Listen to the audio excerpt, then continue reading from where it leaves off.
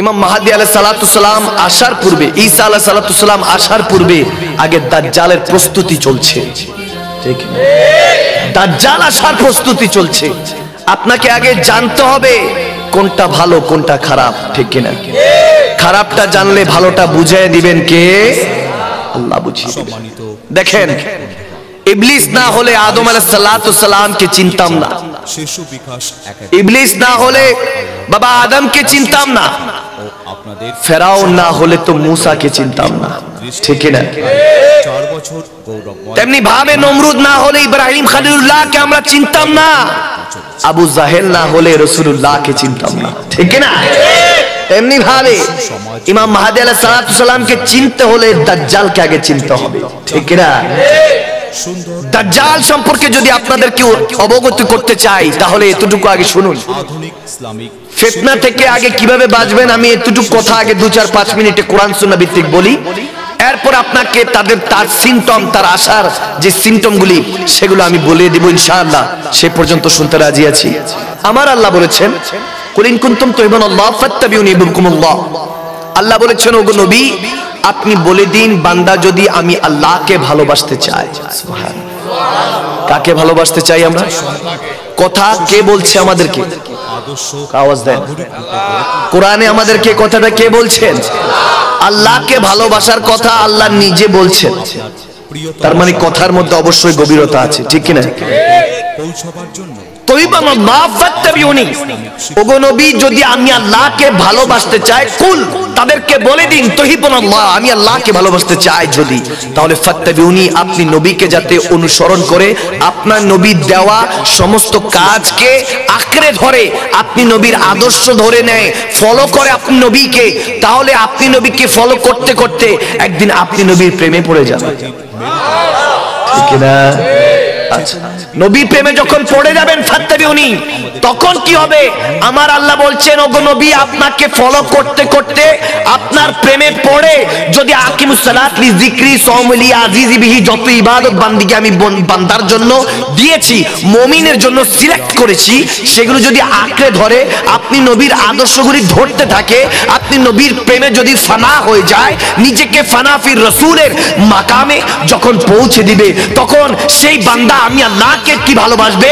আমি আল্লাহ বলছি ফাত্তাবিউনি ইউহিব্বুকুমুল্লাহ, আমি আল্লাহ বলছি আপনি নবীকে যদি ভালোবেসে ফানা হয়, আপনি নবীর দাওয়া ইসলামকে কবুল করে সঠিক পথে ইহদিনা সিরাতুল মুস্তাকিম পথে চলতে পারে, সেই বান্দা আমি আল্লাহকে কি ভালোবাসবে? আমি আল্লাহ সেই বান্দাকে ভালোবাসি। এটাকে, এই সময়টাকে অচেতন মন বা কনসেন্ট্রেট ব্রেক করে আপনি এটা শয়তানি জেহানে খেয়ালে না দৌড়িয়ে আল্লাহ আল্লাহ রাসূলের জন্য কিছুক্ষণ বসেন গভীর খেয়াল দিয়ে। দেখুন, আমার নবীর আদর্শটা যদি আপনি অ্যাকসেপ্ট করে নেন, ভালোবাসাটা, কারণ আল্লাহ বলেছেন কুল ইন কুনতুম তুহিব্বুনাল্লাহ, হুব্বুন কথাটা এনেছেন, ভালোবাসার কথা। এখন ভালো যখন আপনি নবীকে বাসেন, তাহলে আমার নবীর দেওয়া প্রত্যেকটা কাজ আপনাকে করতে হবে। আওয়াজ দেয় না? আওয়াজ দেয় বলে। তাহলে আমার নবীর দেওয়া আকিমুস সালাত লি যিকরি, নামাজ আদায় করতেই আওয়াজ দেয় বলেন। কোন এরকম না যে আগামী কালকে বেঁচে গেলে করব, নামাজ পড়বো, এরকম কোনো কথাই চলবে না। চলবে হলো আমার নবী বলেছে ইবাদত করতে, আমরা ইবাদত করব, ঠিক না? এটা হলো ভালোবাসা।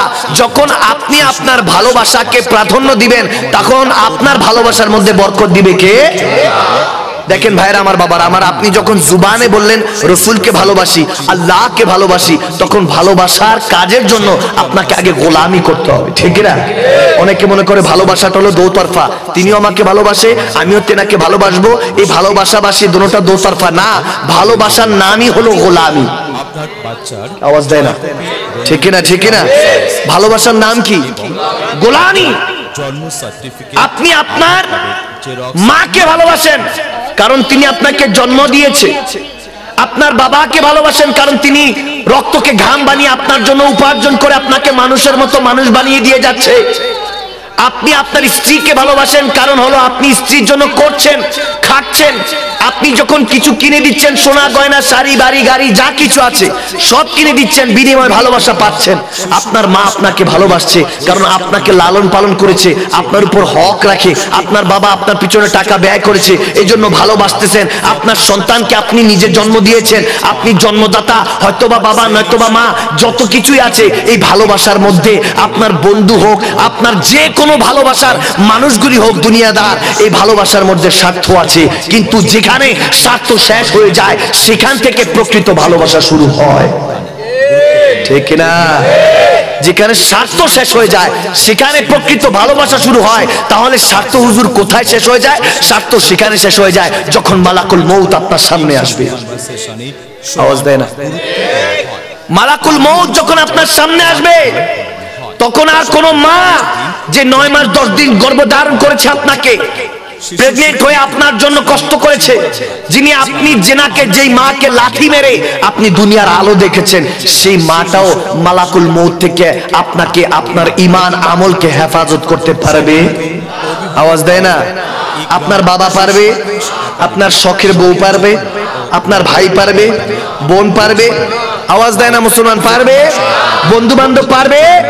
ওই অবস্থায় আমার নবী বলেছেন, যদি তুমি ইবাদত বান্দেগীকে সামনে রেখে মা আলাইনা ওয়া সাহাবী, আমি এবং আমার সাহাবী আহলে সুন্নাত ওয়াল জামাতের পথে মতে থেকে সুন্নি আকীদা রেখে ইসলামকে, ইন্না দ্বীন ইনদাল্লাহিল ইসলাম, complete code of the life, সেই লাইফের সমস্ত কোডগুলি ইউজ করে নিজে যখন অগ্রসর হবে, মালাকুল মউত তোমার কাছে আসবে, জান নিয়ে টানাটানি করবে, শয়তান ঈমান নিয়ে টানাটানি করবে।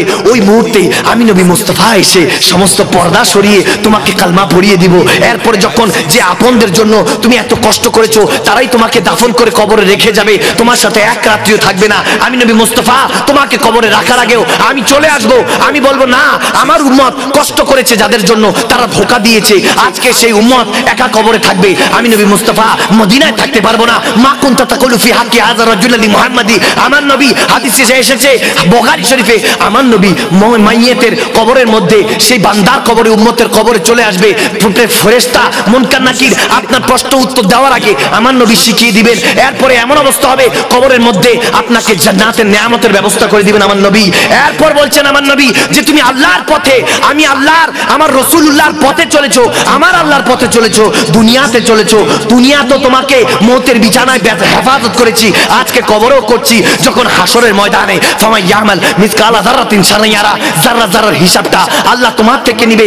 যাদের জন্য তুমি কষ্ট করেছো, রক্তকে ঘাম বানিয়ে উপার্জন করে, হালালকে হারাম, হারামকে হালাল বানিয়ে যাদের জন্য চলেছো, দাজ্জালের পথে চলেছো, ইমাম মাহদী আলাইহিস সালাতু সালামের পথে চলো নাই, আমি নবী মুস্তাফার পথে চলো নাই, ঈসা রুহুল্লাহর জন্য তুমি অপেক্ষা করো নাই, নিজেকে তৈরি করো নাই ইমামে হুসাইনের মতো। তুমি এই সমস্ত কিছু যে ত্যাগ করে হুব্বু দুনিয়া, এই দুনিয়াদার ভালোবাসার জন্য যে কষ্ট করেছো, আজকে সেই দুনিয়ার ভালোবাসার জন্য তোমাকে ফি নারে জাহান্নামা খালিদিনা, জাহান্নামে আল্লাহ নিক্ষেপ করবে। ওই সময় আমি নবী মুস্তাফা পিছন থেকে তোমাকে বাড়ি দিয়ে বলবো, ভয় পাইস না মত, ভয় পাইস না, তোর মওতের বিছানায় আমি নবী মুস্তাফা ছিলাম, তোর কবরে ছিলাম, আজকে হাসরে আছি, তোকে নিয়ে জান্নাতে চলে যাব ইনশাআল্লাহ। আল্লাহ, সে আল্লাহর ওয়ালিরা আমাদেরকে এই পথ দিয়ে গিয়েছেন, এনাদের যারা যারার কষ্ট, এই পথ ইহদিনাস সিরাতুল মুস্তাকিম, আহলে সুন্নাত ওয়াল জামাত, এটা আজকে কালকের বানানো কোনো সংগঠন নয়। এই সুন্নিয়াত সমস্ত ওলিয়া আল্লাহর বরকত। এই সুন্নিয়াতের জন্য বাবা শাহজালাল ইয়ামানি, শাহপুরান ইয়ামানি ইয়ামান ছেড়ে বাংলাদেশে এসেছে। আবেদ সালমাদানি, আমার দাদা হযরত কিবলা মদিনা ছেড়ে বাংলাদেশে এসেছে। গৌসে মেজবান্ডার, তেনাদের পূর্বপুরুষ যদি দেখেন, তেনারাও হয়তোবা মদিনা ছেড়ে বাংলাদেশে এসেছেন। যদি সায়েন্সের সিরিকট দেখেন তাহলে দেখবেন যে সিরিকট থেকে তেনারা কষ্ট করে বাংলাদেশে আসছেন।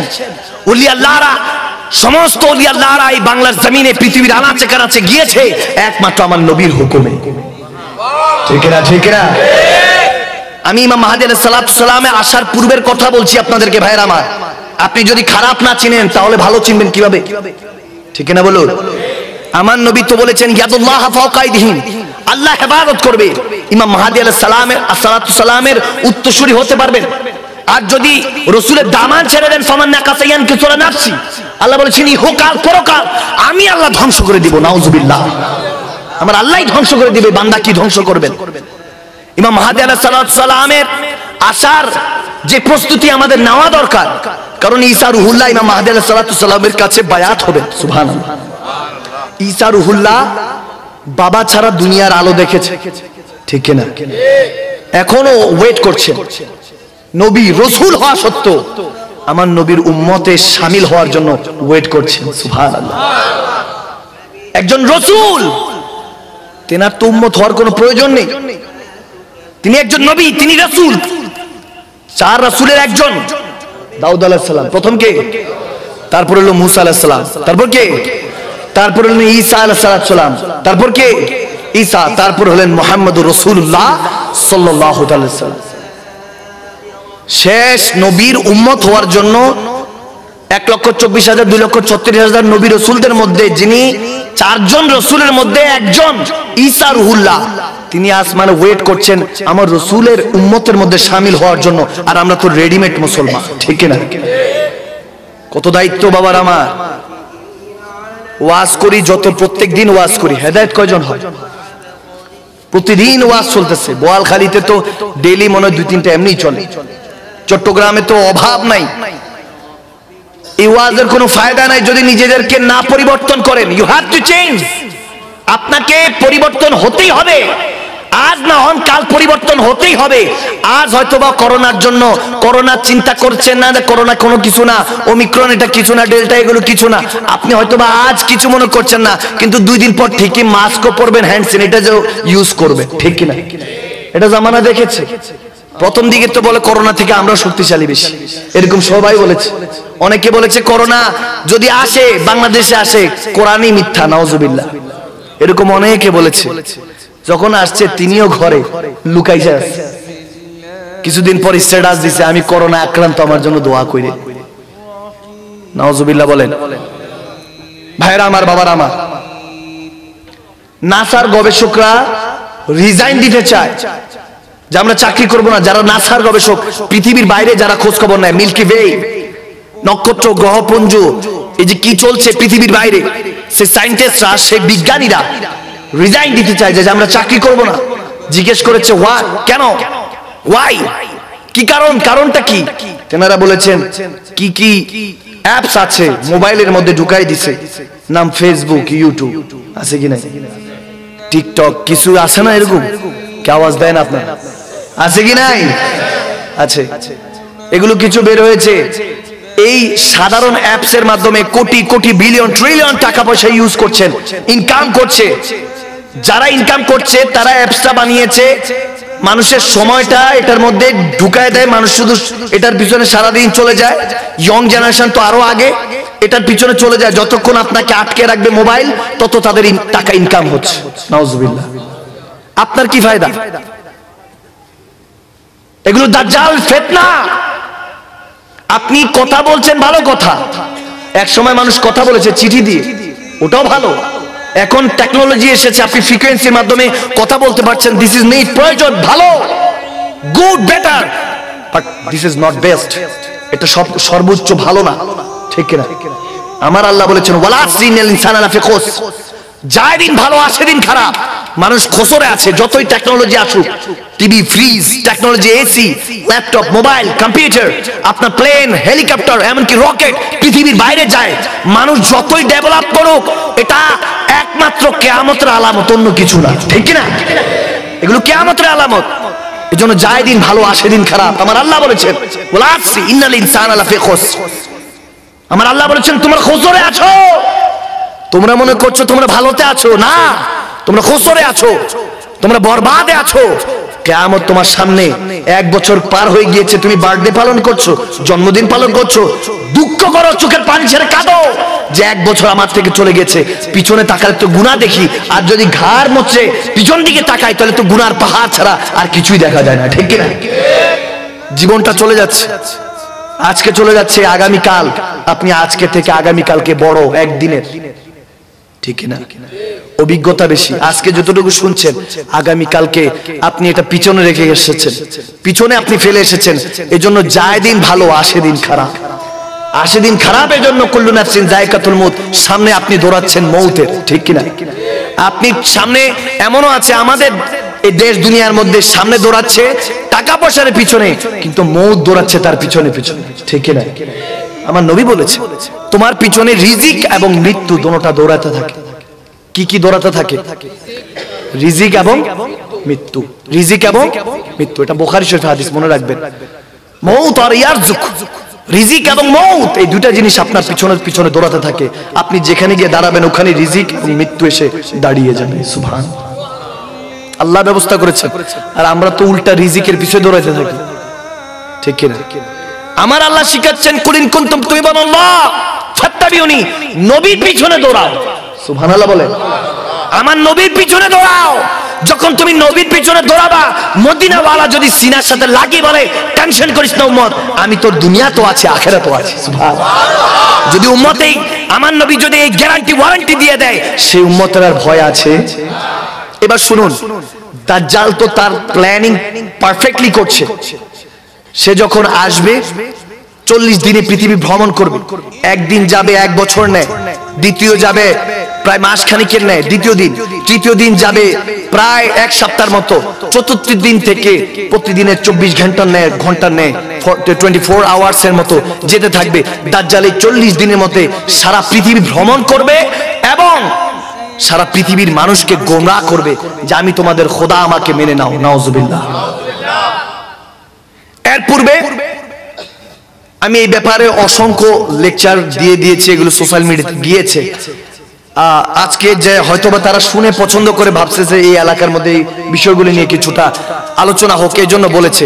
কিন্তু এগুলো আমি অসংখ্য লেকচার দিয়েছি এই ব্যাপারে, যে দাব্বাতুল আরদ নামে একটা প্রাণী আছে যেটার আয়তন, আকার, ধারণ এত বড়, কিয়ামতের আগের কথা বলছি বাবা। দাব্বাতুল আরদ প্রায় 2টা নারিকেল গাছ একসাথে করলে এত বড় সাইজের একটা প্রাণী বের হবে পৃথিবী ভেদ করে। সুবহানাল্লাহ, মদিনা, মক্কা মদিনার মাঝখান থেকে বের হবে। হাদিসের কথা বলছি। ওই দাব্বাতুল আরদ বের হয়ে প্রত্যেককে খৌফ দেখাবে, ইত্তাকুল্লাহ, আল্লাহকে ভয় করো, মেনে নাও। এখনো সময় আছে, মুসলমান আল্লাহকে মেনে নাও, রাসূলুল্লাহকে মেনে নাও, এইভাবে বলতে থাকবে। তার পরনে একটা আংটি থাকবে, সুলাইমান আলাইহিস সালামের আংটি। কার আংটি? আওয়াজ দেন। নবী, 2জন নবী সুন্নতে সে চলাফেরা করবে। দাব্বাতুল আরদ, তার হাতে একটা লাঠি থাকবে, মুসা আলাইহিস সালামের লাঠি। কার লাঠি? মুসা আলাইহিস সালামের লাঠি। তার হাতে থাকবে মুসা আলাইহিস সালামের লাঠি, হাতে একটা আংটি থাকবে সুলাইমান আলাইহিস সালামের। এটা তার নিদর্শন হবে। অনেক বড় প্রাণী হবে, তার চেহারাটা এরকম সরু হবে, ছাগলের ন্যায়, শিং থাকবে, জুবান আবার মানুষের মতো কথা বলবে, চোখ থাকবে হরিণের মতো, কান থাকবে বড় বড়, এত বড় বড় হাতির মতো কান থাকবে। আবার কেউ কেউ বলে ওই কান দিয়ে সে মাঝে মাঝে বাতাস, নিজের চেহারার বাতাস লাগাবে, এরকম আছে, হাদিসে আসছে, ওলামায়ে কেরাম বসা আছে, আপনারা শুনে দেখতে পারেন, পড়ে দেখতে পারেন। এগুলো দাব্বাতুল আরদ, কিয়ামতের আলামের কথা বলছি। এত বড় প্রাণী দেখলে তো ভয়ে দৌড় দিবে। অনেকে মনে করবে ডায়নোসর। নাম শুনেছেন ডায়নোসর? নাম শুনেছেন? এক ধরনের প্রাণী ছিল যা 1000 কোটি বছর আগে বিলুপ্ত হয়ে গিয়েছে। অনেকে ডায়নোসর মনে করবে, কিন্তু এটা ডায়নোসর না। সেই দাব্বাতুল আরদ, সেও 40 দিন ভ্রমণ করবে। সকলকে বলবে এখনো সময় আছে, আল্লাহর পথে আসো, রাসূলুল্লাহর পথে আসো। সবার কাছে এখন এই জিনিসগুলি আপনাদের কাছে অ্যামেজিং মনে হচ্ছে যে এটা তো কাল্পনিক বিষয়, এগুলো তো গল্পের মধ্যে পড়েছি। না, এটা আমার রাসূলুল্লাহর হাদিস বলছি, আমার মুস্তাফা জাহানের রহমতের হাদিস শরীফ বলছি। এগুলো কিয়ামতের আলামত। কেউ বলে না, জামানায় এমন জামানা আসছে এগুলো নিয়ে কেউ আলোচনাই করতে চায় না, বলে এগুলো বলে ফায়দা কি, মানুষ তো শুনবে না। কেন শুনবে না? আপনি রাসূলের হাদিস শুনান, যারা ঈমানদার তারা ঠিকই শুনবে, ঠিক না? শোনাতে হবে।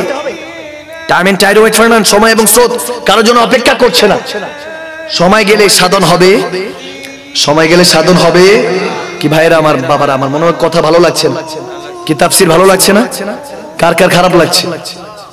সবাই ভালো লাগছে। কার কার ভালো লাগছে? একদম শেষ পর্যন্ত সবাই ভালো লাগছে তো? মারহাবা বলেন, মারহাবা। আমাকে ইমাম মাহদী আলাইহিস সালাম, ঈসা আলাইহিস সালামের অর্থাৎ কিয়ামতের কিছু আলোচনা করার জন্য বলেছে। কি খারাপ লাগছে? এগুলো সম্পর্কে জানার দরকার আছে না বাবারা? 40 দিনে সেই দাব্বাতুল আরদ জমিনটা ভ্রমণ করবে। দাজ্জাল যে হবে সে আপনার আমার মতোই দেখতে হবে, অনেক লুকিং হ্যান্ডসাম, গুড, চেহারা অনেক সুন্দর, স্মার্ট হবে। এমন সুন্দর হবে সেই ইশারা করলে আসমান থেকে পানি বর্ষণ হবে।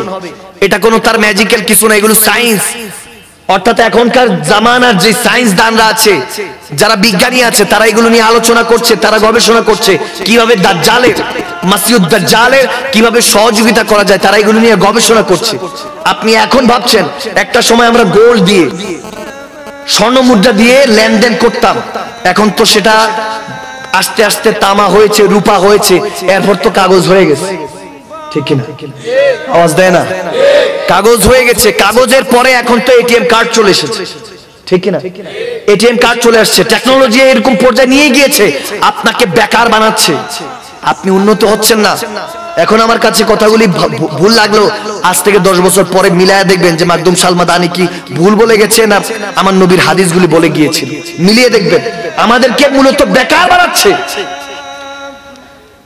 এই পরশক্তিগুলি।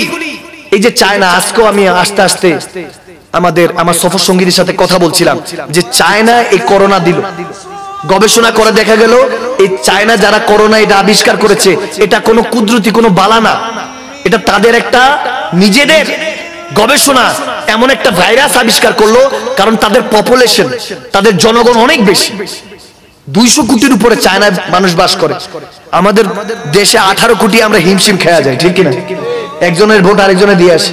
শুনছি এমন একজন ভোট দিছে তিনি নাকি আর 5 বছর আগে ইন্তেকাল করছে, নাউজুবিল্লাহ বলেন। চিন্তা করি কবরের থেকে এসে উনি ভোট দিয়ে গেল কেমনে। এখন এই দেশে এরকম ভাবেও ভোট হচ্ছে কিনা, এগুলো তেনাদের দোষ না, এগুলো দাজ্জালরা আমাদের ব্রেনটা ওয়াশ করে দিয়েছে, দাজ্জালের অনুসারীরা, ঠিক কিনা? এগুলো ইহুদি নাসারাদের ষড়যন্ত্র। এই চায়না ভাইরাস আবিষ্কার করলো তাদের পপুলেশন কমানোর জন্য, সারা পৃথিবী সেটা শিকার হতে হলো, ঠিক কিনা?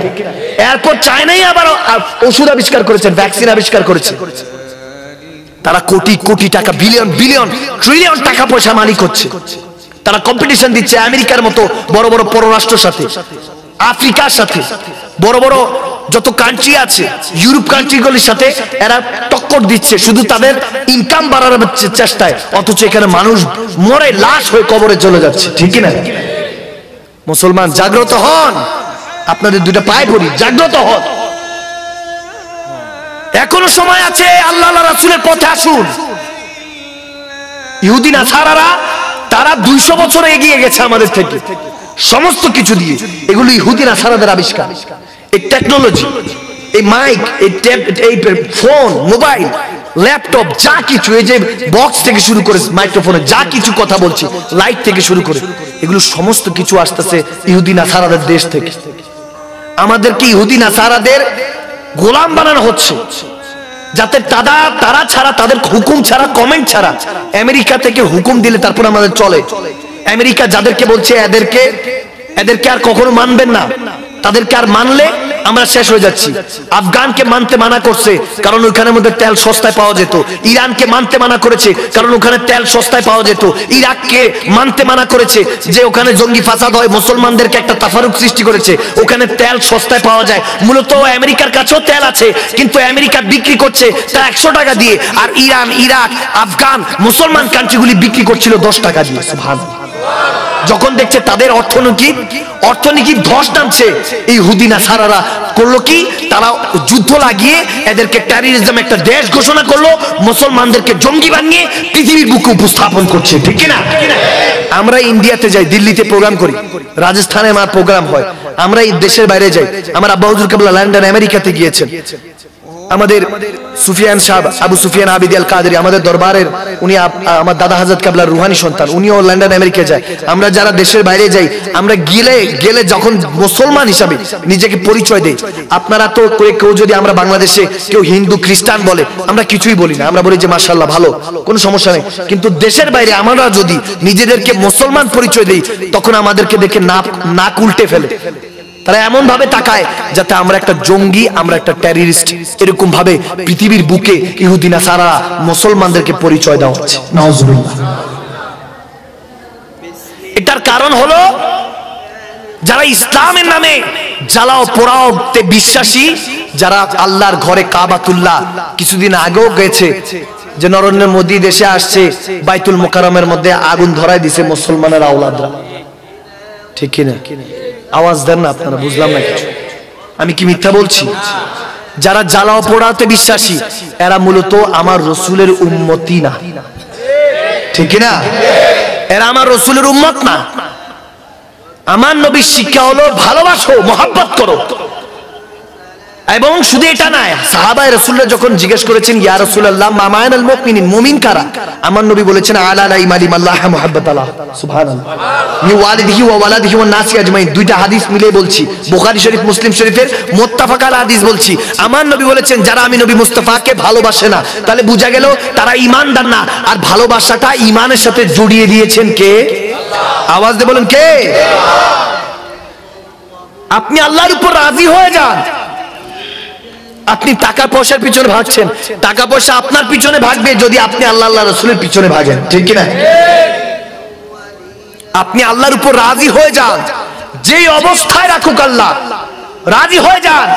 আরে হযরত আইয়ুব আলাইহিস সালাতু সালামকে কেউ একজন জিজ্ঞেস করলো, আপনি তো 18 বছর আপনি শিদ্দাত রোগে ছিলেন, অসুস্থ ছিলেন, আপনার শরীরের মধ্যে কীটপতঙ্গ আপনাকে খেয়েছে, কীটপতঙ্গ আপনার উপরে হেঁটেছে, আপনার এই অবস্থা দেখে আপনার স্ত্রী সন্তান সবাই আপনাকে ছেড়ে চলে গিয়েছে।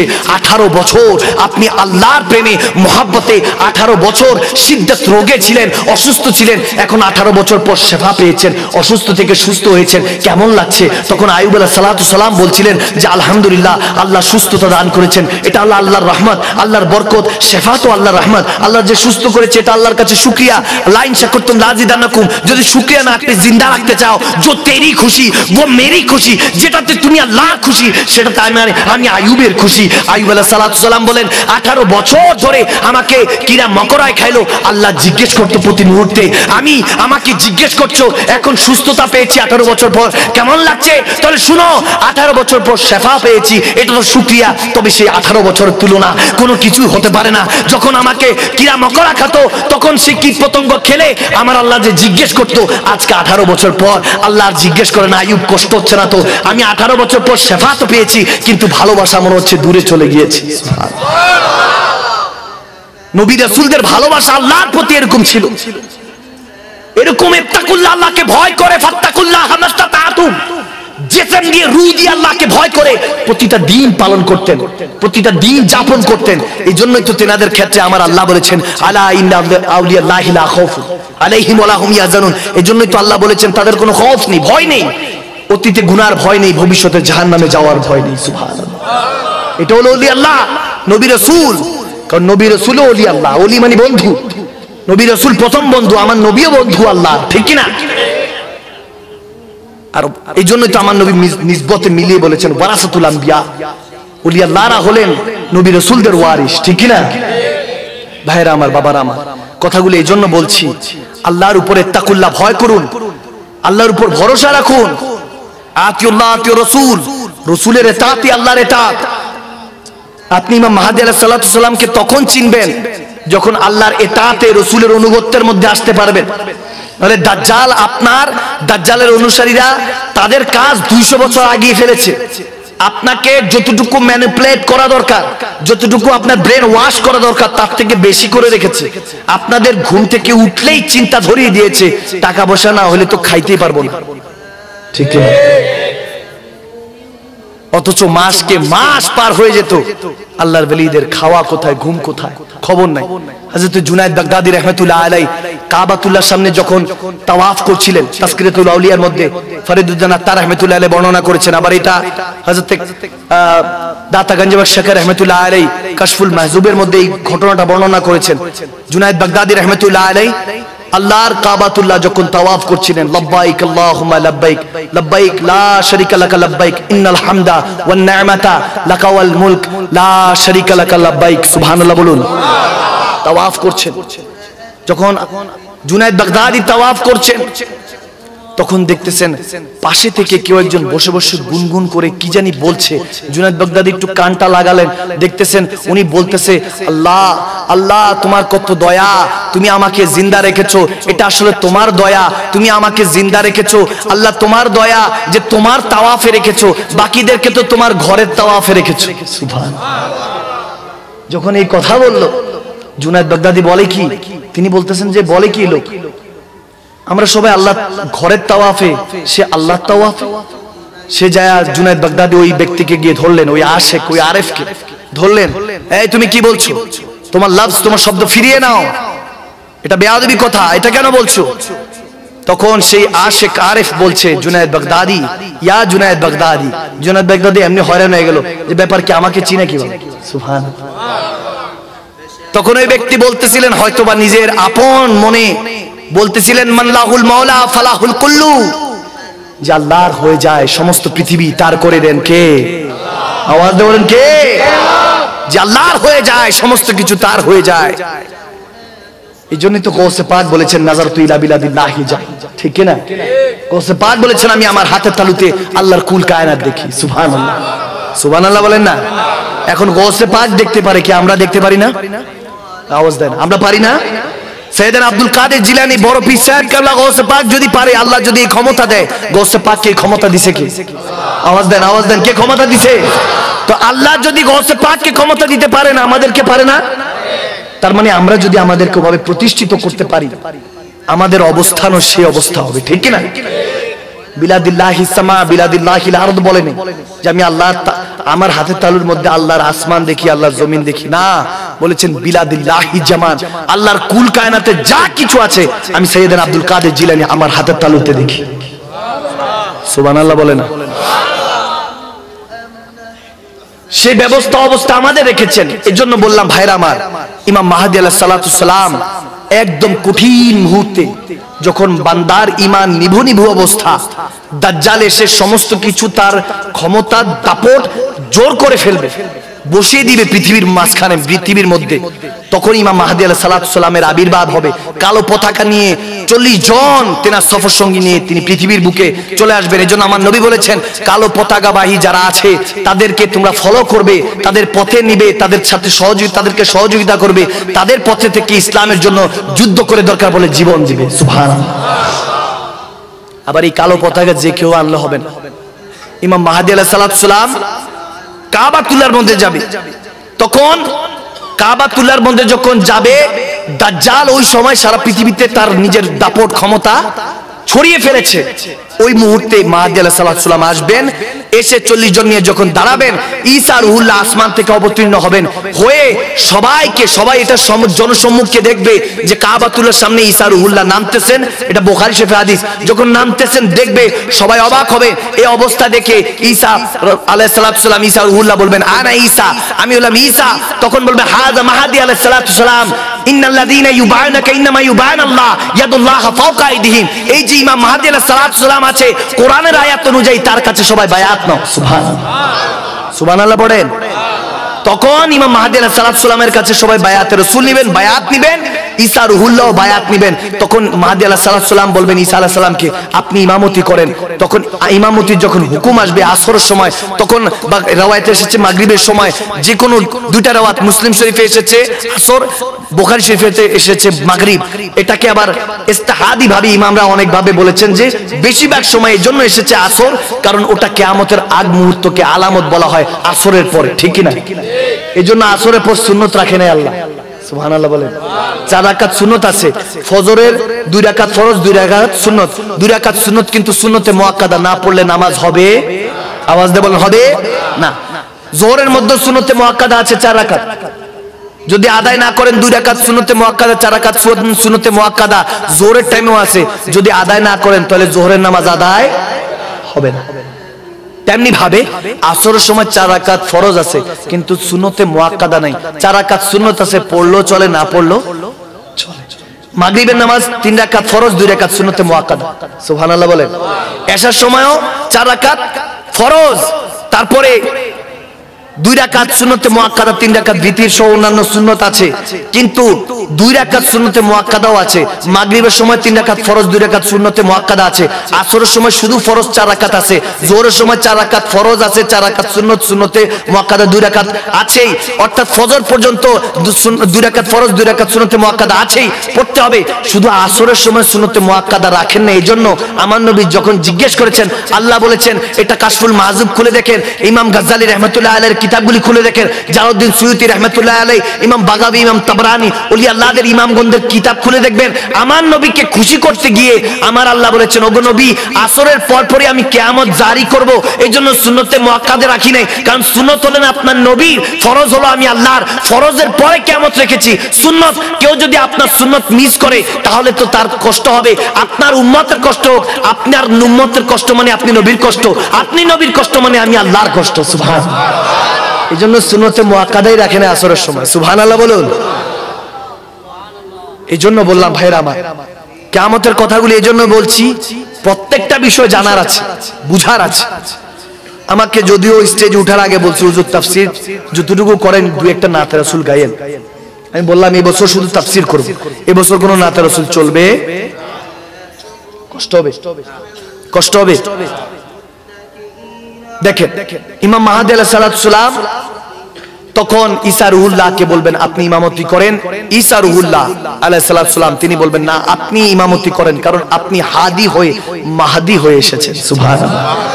হেদায়েতের পেয়াকারা হয়ে এসেছেন, আপনি ইমামতি করেন।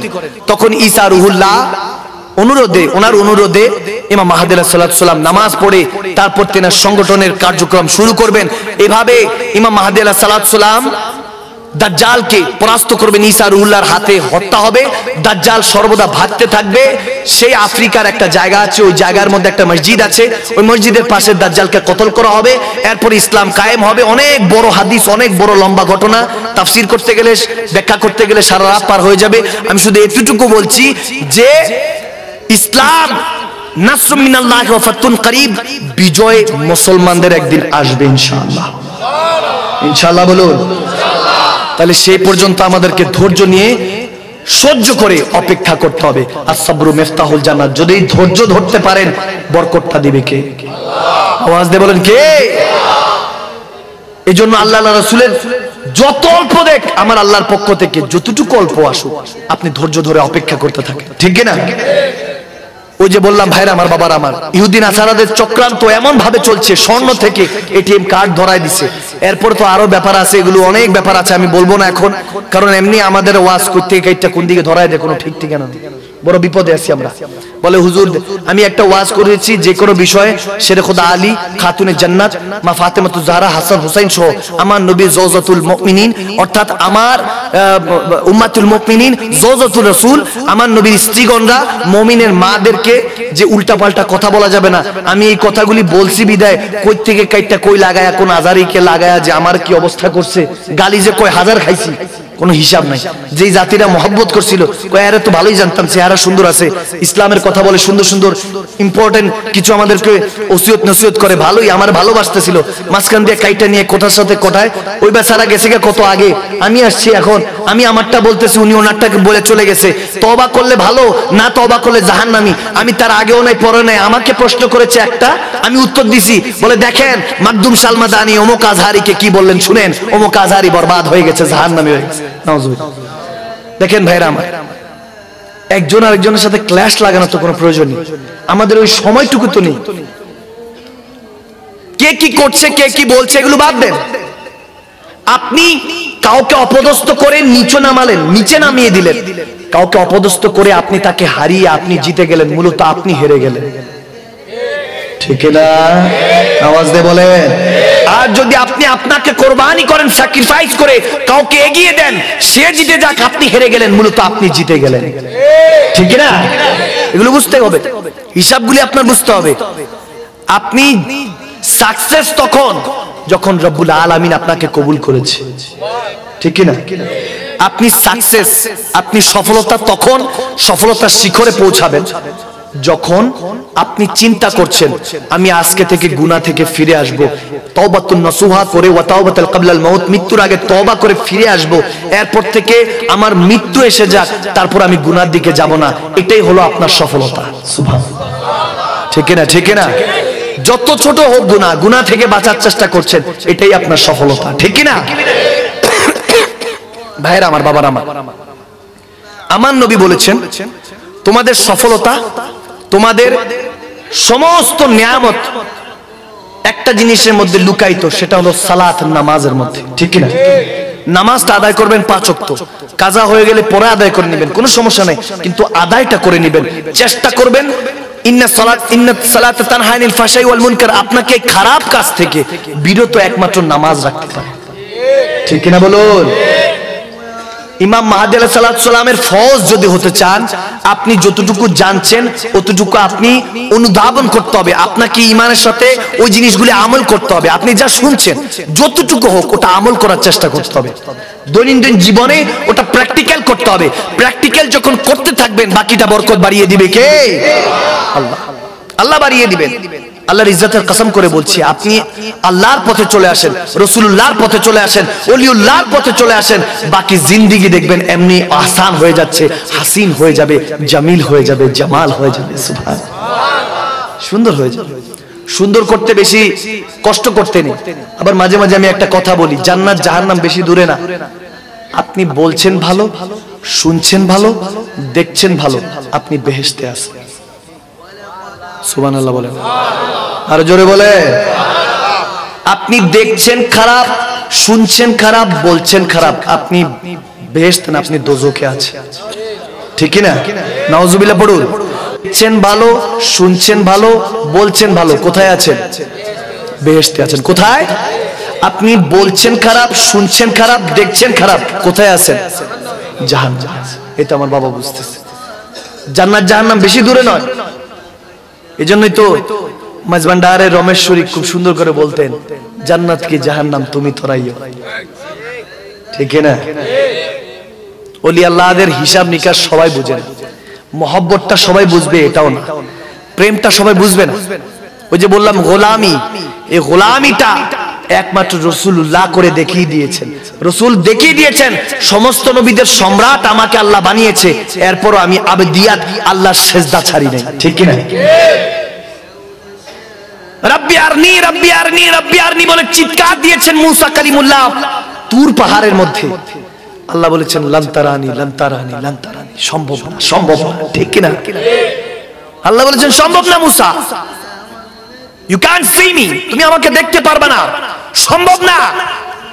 কিন্তু মুসা কালিমুল্লাহ বারবার বলেছে রব্বি আরনি রব্বি আরনি, আল্লাহ গো শুনেছি তুমি অমন, তুমি এমন, তুমি অমুক।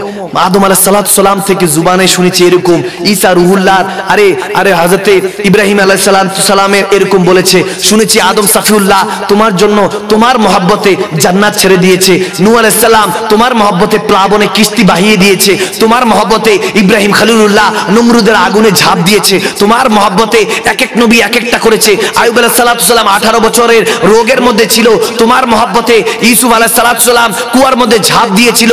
আবার তুমি তোমার মহব্বতে সুলাইমান আলাইহিস সালামকে পৃথিবীর জমিনে বাদশাহিত্ব দিয়েছো।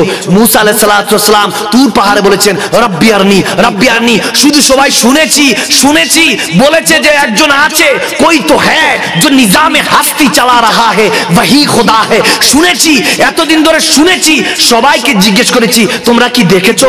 বলে না না দেখি নেই। সবাই বলছে শুনেছি একজন আছে রব্বি আরনি, আল্লাহ তোমাকে দেখতে চাই। আর শুনতে ভালো লাগে না, এখন একটু দেখতে চাই, তুমি রব কেমন, তুমি খালেক ও মালিক কেমন দেখতে চাই। আল্লাহ বলতেছে লান তারানি, সম্ভব না। এরপরও উনজুর ফিল জাবাল, পাহাড়ের দিকে তাকাতে বলেছেন, জাররা দেখে বেহুশ হয়েছে। আমি বললাম জাররা, অনেকে তাফসীর গণরা বলেন যে পাহাড়ের দিকে তাকিয়ে মুসা আলাইহিস সালাম বেহুশ হয়েছে। আমি বললাম মুসা কালিমুল্লাহ পয়গম্বর রাসূল নবী, তিনি পাহাড় দেখে বেহুশ হয় নাই, তিনি জলজলা, তিনি সেই জালওয়া, সেই নূরের টুকরা দেখে বেহুশ হয়েছে। আল্লাহু আকবার, ইয়া রাসূল।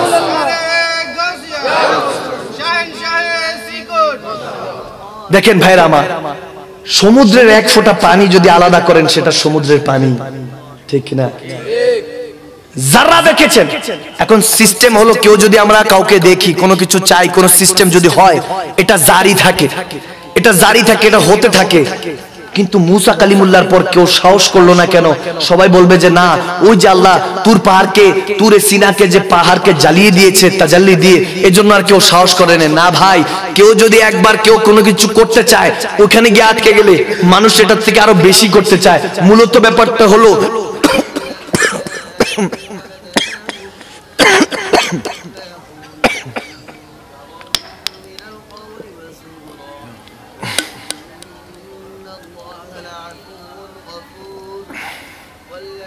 কষ্ট হচ্ছে, আপনাদের কষ্ট হচ্ছে। 104 ডিগ্রি নিয়ে জ্বর ওয়াজ করতেছি, 104 ডিগ্রি জ্বর নিয়ে ওয়াজ করছি, অনেক অসুস্থ, বলার মতো না। ডাক্তার বলেছে 1 সপ্তাহ রেস্ট নিতে। তো আমি বলেছি যেখানে আমি ওয়াদা দিয়েছি মৃত্যু চলে আসুক, মুসলমান ওয়াদার বরখেলাফ করতে পারে? আওয়াজ দিয়ে বলেন। যদি আমার মৃত্যু আজকে এখানে লেখা থাকে এখানে হয়ে যাবে, ঠিক কি না? তো ভাইরা আমার কষ্ট হচ্ছে। মুসা আলাইহিস সালাম আল্লাহকে দেখেছেন, কিন্তু এটা জারি এজন্য হয় নাই, আল্লাহ একটা নিষেধাজ্ঞা জারি করেছেন। প্রেমের মধ্যে মর্জি চলে না, আরজি চলে। কি চলে? আওয়াজ দিয়ে বলেন।